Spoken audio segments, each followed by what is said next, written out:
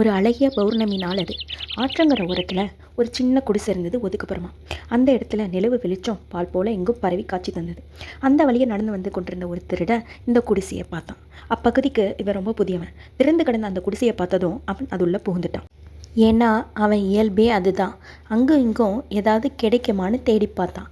ஆனால் உள்ளே ஏதாவது இருந்தால்தானே ஏதாவது கைகளில் அகப்பட. அந்த சமயத்தில் திடீர்னு ஒரு வெளிச்சம் வந்துச்சு.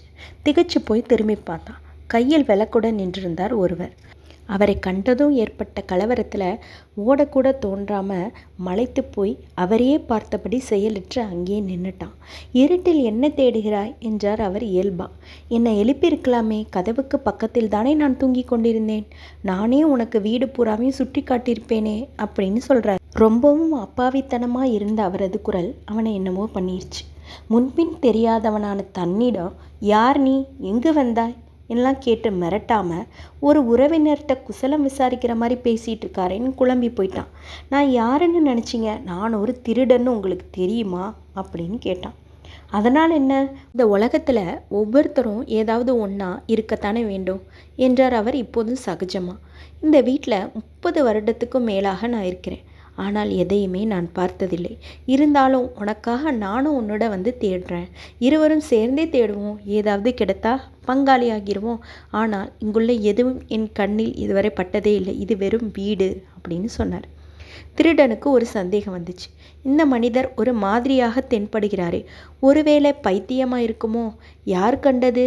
திருடன்னு கூறிய பின்பும் நிற்க வைத்து பேசும் நபரை என்னவென்னு சொல்வது? எப்படியாவது அங்கிருந்து தப்பித்து போய்விட வேண்டும்ங்கிற எண்ணம் மட்டும் அவனுக்கு ஏற்பட்டுருச்சு. வேறு சில இடங்களிலிருந்து திருடி வந்த சில சாமான்களை அவன் அவரது வீட்டிற்கு வெளியே போட்டு வச்சிருந்தான். அவரிடம் ஏதும் இல்லை. தோளில் ஒரே ஒரு கம்பளி மட்டும்தான் போட்டுக்கிட்டு இருந்தார். அது ஒன்று தான் அவரோட உடைமை போலும். பல்ல கிடுகிடுக்க வைக்கும் குளிர் வெளியே வாட்டி எடுத்து கொண்டிருந்தது. அவர் சொன்னார், இந்த மாதிரி நீ வெறுங்கையோடு திரும்பி போகக்கூடாது. அது என்னை அவமானப்படுத்துகிற மாதிரி ஆயிரும். பிறகு என்னை என்னாலேயே மன்னிக்க முடியாது. நள்ளிரவில் ஒருவன் என் வீட்டிற்கு எதிர்பார்ப்புடன் வந்துவிட்டு ஏமாற்றத்துடன் போவதா? இந்த போர்வையை எடுத்துக்கோ. இது உனக்குத்தான். இப்போது அவசியம் தேவை. வெளியே குளிர் ரொம்ப அதிகமாக இருக்குது. நான் வீட்டுக்குள்ளேயே இருப்பவன். எனக்கு கதகதப்பாக இருக்குது. அதனால் அது எனக்கு இப்போது தேவையில்லைன்னு சொல்கிறாரு. அத்தோடு இல்லாமல் தனது தோள் மீது போர்த்திருந்த கம்பளி எடுத்து அவன் மீது போர்த்தியும் விடுறாரு. திருடனுக்கு ஒன்றுமே புரியல. என்ன காரியம் செய்கிறீங்க? நான் ஒரு திருடன் அப்படின்னு ரொம்ப பதைப்பதைப்போடு சொல்கிறான். அது ஒரு பெரிய விஷயமா என்ன அப்படின்னு அவர் ரொம்ப சகஜமாக இருக்கார். உலகில் உள்ள எல்லாருமே வாழ்க்கையை ஓட்டுவதற்காக ஏதாவது ஒரு தொழிலை செய்து கொண்டு தான் இருக்கிறாங்க. நீ இதை செய்கிற, அவ்வளோதானே. செய்யும் தொழில் எதுவாக இருந்தால் என்ன, அதுவும் ஒரு தொழில் தான் அப்படின்னு ரொம்ப சகஜமாக பேசுகிறாரு. நீங்கள் ஒரு விந்தையான மனிதர் தான் திருடன் நினச்சிக்கிறான்.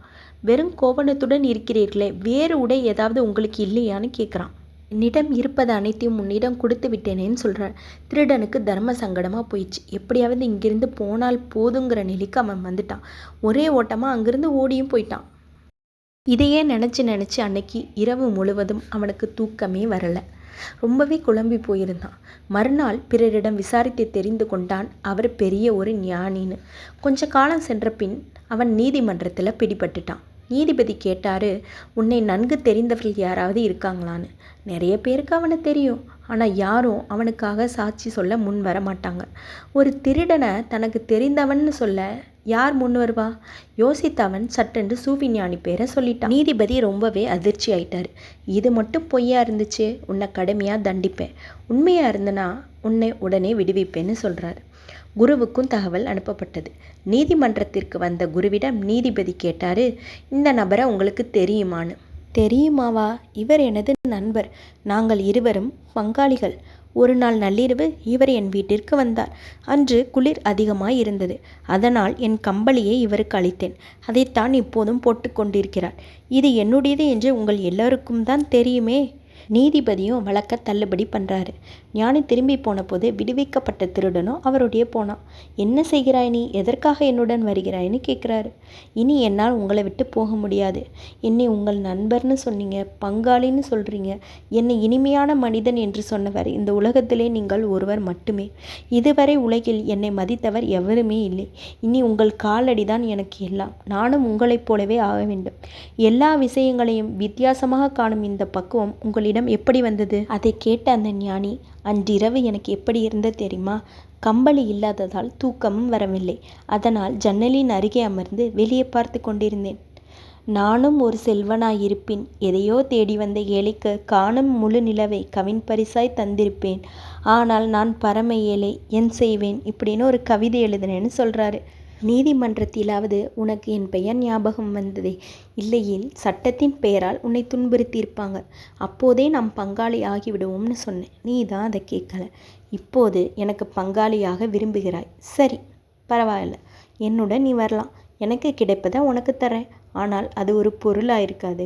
புலன்களுக்கெல்லாம் புரிபடாத ஏதோ ஒன்றாகத்தான் அது இருக்கும்னு சொல்கிறாரு. பதிலுக்கு திருடன் சொன்னான், கண்ணுக்கு தெரியாத அந்த ஏதோ ஒன்றை என்னால் உணர முடியும்னு நான் நம்புகிறேன். நீங்கள் என் உயிரை காத்த இது நாள் வரை அதை வீணடித்து வந்துள்ளேன். உங்களை பார்ப்பதில், உங்கள் கண்களை கவனிப்பதிலிருந்து எனக்கு ஏதோ ஒன்று தெரிகிறது. நீங்கள் எனக்கு மறுபடியும் கொடுப்பீர்கள். இம்முறை அதை பெற என்னால் முடியும் என்று கருதுகிறேன்னு சொன்னான். அற்புதமான சூஃபி கதை இது. அந்த ஞானி மெய்ப்பொருளை உணர்ந்தவர். மெய்ப்பொருள் என்றால் மெய்மை, அதாவது எது அனைத்தின் ஆதியானதோ அது, எது அனைத்திற்கும் அப்பாற்பட்டதோ அது. அதனை உணர்ந்தவர் இந்த சூஃபி ஞானி. வெளி உலகத்தில் வாழ தேவையான பொருள் ஒன்றும் அவரிடத்தில் இல்லை. ஆனால் உள்ளே எல்லாம் நிரம்பி இருந்தது. புறப்பொருட்கள் அனைத்தையும் உதறி தன்னுள் தான் தேடி அகப்பொருளை கண்டறிந்தவர் அவர். அவரிடம் வழங்க எல்லாம் இருந்தது. ஆனால் எவரும் அதனை நாடி வரவில்லை. ஒரு திருடன் திருடும் எண்ணத்துடன் அவரை தேடி வந்தான்.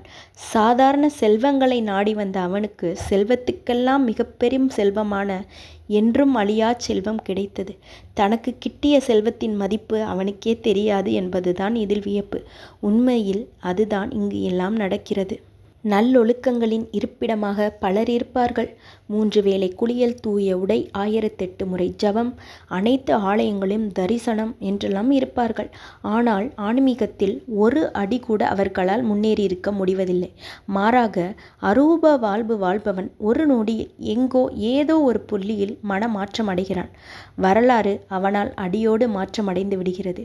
ஞானம் பெற்ற பலரும் ஆலயங்களிலோ வழிபாட்டு தலங்களிலோ அன்றாடம் தொழும் பக்திமான்களாக அவர்கள் இருந்ததே இல்லை.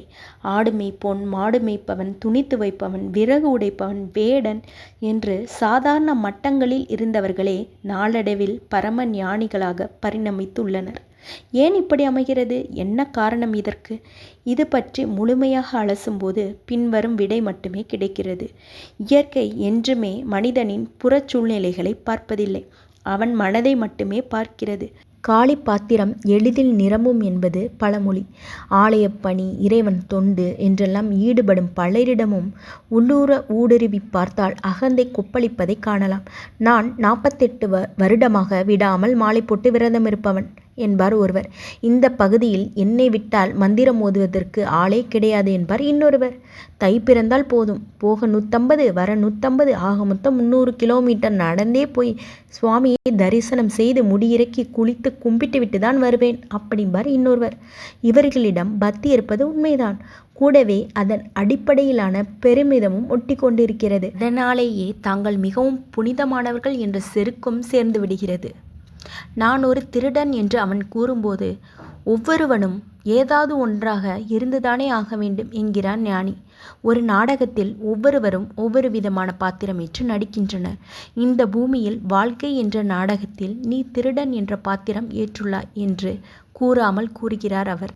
ஆனால் வாழ்க்கையில் நமக்கு அளிக்கப்பட்ட இந்த வேடத்தை ஏற்றுக்கொள்ளும் நாம் பிறகு இதை மறந்துவிட்டு அதுவே நம் உண்மை நிலை என்றே நம்பிவிடுகிறோம். உண்மையாக நாம் யார் என்று நமக்கு இது இறுதி வரை தெரிவதில்லை. ஏன் தெரிந்து கொள்ளக்கூட விரும்புவதில்லை. சூஃபி ஞானிகள் தான் யார் என்று தெளிவாக உணர்ந்தவர்கள். நாம் யார் என்பதையும் அவர்கள் அறிவார்கள். நாம் ஏற்க தயாராக இருந்தால் அவர்கள் அளிக்க முன் வருவார்கள். அதற்கு தயாரான பக்குவமான விளைநிலமாக நம் மனதை வைத்திருக்க வேண்டியது நம் பொறுப்பு.